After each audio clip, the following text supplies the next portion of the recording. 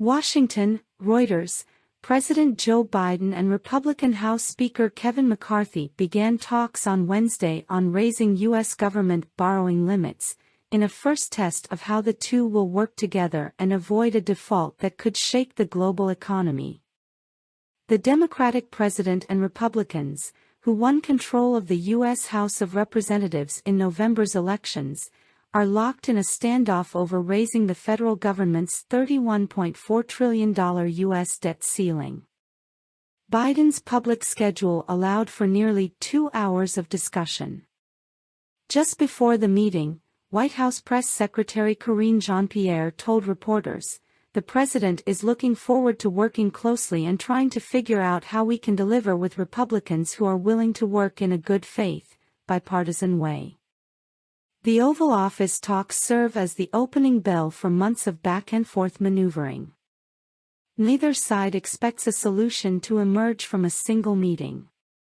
Without action, the government could lose its ability to pay all its bills as early as June.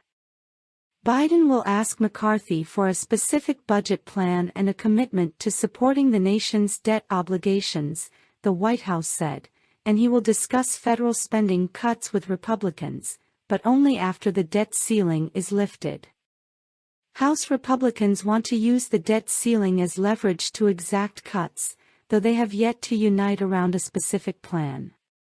The increase covers the costs of spending programs and tax cuts previously approved by Congress, and is usually approved on a bipartisan basis.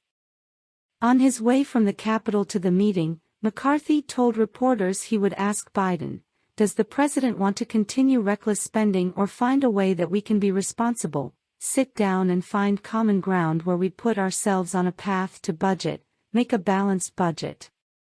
The 80-year-old president, a longtime former senator who served as vice president during a similar 2011 showdown that led to a historic downgrade of the federal government's credit rating, enters the talks with what some of his aides believe is a strong hand that includes a narrow Senate majority, a party that is unified on this issue and a strong message for voters. Speaker for less than a month, McCarthy, 58, leads a fractious House Republican caucus with a narrow 222 to 212 majority that has given a small group of hardline conservatives outsized influence.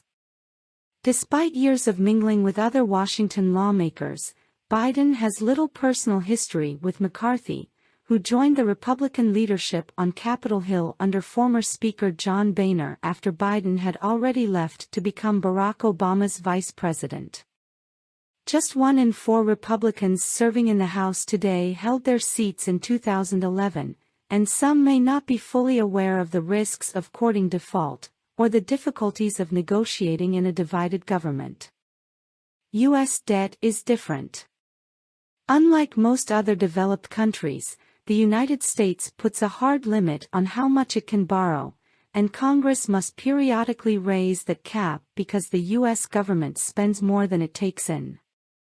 Minutes before the White House meeting, Federal Reserve Chair Jerome Powell told reporters, "There is only one way forward here, and that's for Congress to raise the debt ceiling. No one should assume that the Fed can protect the economy from the consequences of failing to act in a timely manner," Powell said. The 2011 crisis was resolved with a bipartisan deal that cut spending and raised the debt limit but left Obama administration officials smarting. Many felt they had given up too much and had still harmed the economy by letting talks persist. McCarthy has less room to maneuver than his Republican counterpart in 2011 did.